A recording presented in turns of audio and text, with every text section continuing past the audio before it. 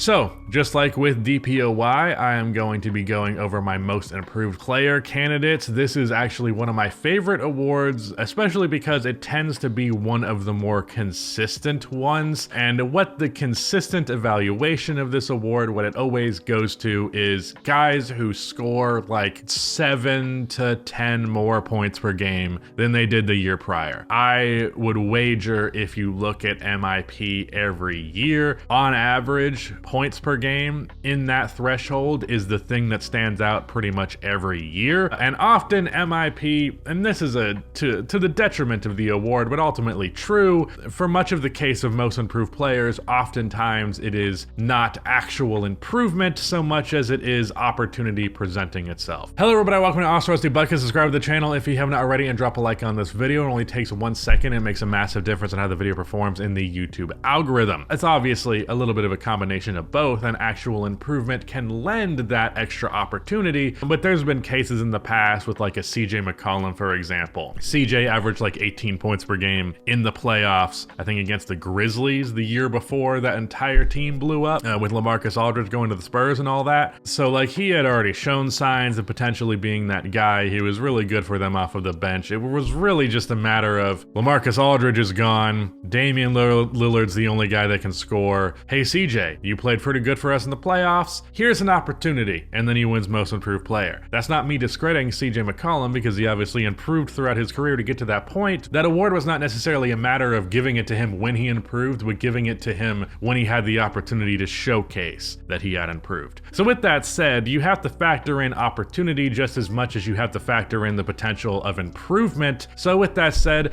as I did with DPOY, I'm just going to list off all the names that I wrote down and go over their cases. I have Anthony Edwards, Anthony Simons, Jalen Green, Evan Mobley, maybe, Caleb Martin, Tyrese Maxey, Trey Murphy, Patrick Williams, and Jordan Poole as my primary picks for this award. And these are all guys that I could see some level of scoring bursts and improvement from. Anthony Edwards last year averaged 24 points per game, and honestly, he feels like kind of a stretch here because another thing that I notice with this award is it's not often awarded to guys who make superstar leaps, which is really weird because you would think, leap.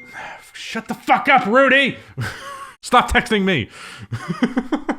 I'm just kidding, I love you. Fuck, what was I talking about? Look what you did to me. In the case of most improved player, oftentimes the star to superstar leap isn't treated as much of an improvement as a role player to star leap, or a straight up nobody to star leap, or potentially just like a nobody to like a really good role player leap. But in general, it's a guy who wasn't an all-star before, didn't necessarily have the all-star prospects, and then they became that tier of player, not necessarily making an all-star team, but you know what I'm talking about. That happened with Jimmy Butler, for example. That happened with even last year, Lauri Markkanen. But yeah, so for that reason, I think Ant might make a superstar leap this year, but he's not going to win it because of that, ironically. Another great example of that is that Giannis won most improved player when he went from role player to star, and then when he went from star to superstar, no such award was given. Anthony Simons. I do worry that Anthony's points per game last year make like a 7 point per game leap a little bit dramatic. I don't know if 28 points per game from Anthony is a very realistic expectation. I think he's someone who will continue to go under the radar. So even though I do think we could see a lot of improvements from him, a lot of real signs of what he could be in the future given more opportunity that he's going to have this year, I also don't think he's probably going to have the strongest case. Jalen Green is due for the year where he finally is just like, yeah, this guy's going to win a couple of scoring titles if he wants to. Like, he's obviously had these like 20-ish points per game seasons, I think like twice now, but I think he could be well due for like breaking out into being like a 28 point per game scorer. I genuinely think Jalen Green could put up a real points, real real fast. And I do think Houston's structure at the moment, with all the players that they landed, with the new coach that they landed, there is a chance that Jalen will be in the right environment to like cultivate those higher numbers without it just simply being forced shots or getting more opportunity. Rather, just there's an actual team now. And for the last 2 years, he's averaged 20 points per game without the help of anybody else. And now hopefully his teammates can assist him in that to some capacity. Evan Mobley, I put a question mark next to because offensively, I do worry that he might just be what he is and really not improve upon it all that much, but he is young enough that's obviously not something you can say confidently. I just know that the offensive signs that he's showcased, I do worry that they might not be there, but there are enough people suggesting that he can make that kind of leap that I figured I would include him. I'm a little bit more skeptical than I think most people are about Evan Mobley as like a superstar player going into the future. I think a superstar defensive player and then like 18 points per game on respectable efficiency is probably a more achievable tier for him. But if he did get to like 20 points per game, which a lot of people have suggested is what's necessary for Cleveland to become a contender, that would obviously give him a real opportunity, especially if he is also competing for DPOY. As I mentioned, I thought he had a real shot of doing next year or this year as well. Caleb Martin from Miami. Ironically, my last Miami player in the DPOY video, Bam Adebayo, it was kind of hindered on Damian Lillard ending up in Miami, which I still ultimately think is basically guaranteed to happen. But Caleb Martin, if Dame goes to Miami, there might not be enough opportunity. It might be a little bit too limiting. But if he doesn't, I think he could have a real shot here. He obviously was excellent in the conference finals, showed a lot of creation ability that we didn't really know that he had, especially in the mid-range area. He shot electric from outside. I do think he could get to be like 18 points per game, and he averaged like 9 or 10 last year. So that would be a very big leap for him and a real opportunity at the award. For the Sixers, I went with Tyrese Maxey. Again, this is a guy where I'm like a little worried that like it would be like a star to superstar leap. Although I don't think he's going to make a superstar leap, I do think people would look at like him averaging like 22, 23. I don't remember what exactly he put up last year, but that, and then go, well, you know, he was gonna make this leap, especially with James Harden leaving. That opportunity has presented itself. I do think if he makes a big enough stride, he will have a real shot at the award, but it can't be just like okay, he clearly improved. It needs to be like a wow, Tyrese Maxey, I didn't know you had that in you type of ordeal. And that's a lot more of a stretch, obviously. Trey Murphy from the Pelicans is actually one of my favorite options on the board at the moment, not just because I am a big Trey Murphy fan, but I will say that out of the gate that I am indeed a big Trey Murphy fan.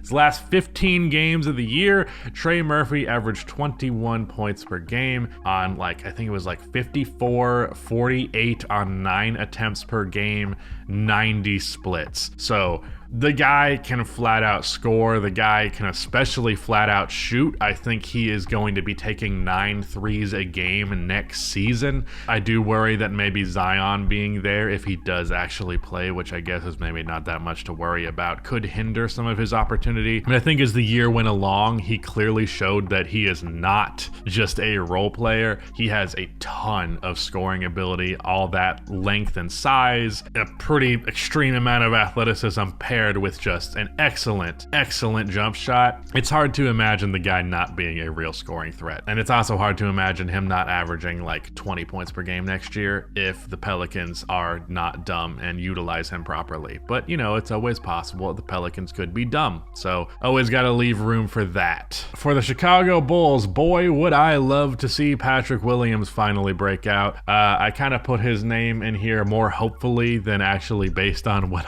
I thought could happen. To give a real fair point of view on Patrick Williams, he hasn't necessarily gotten a fair shake so far in the league.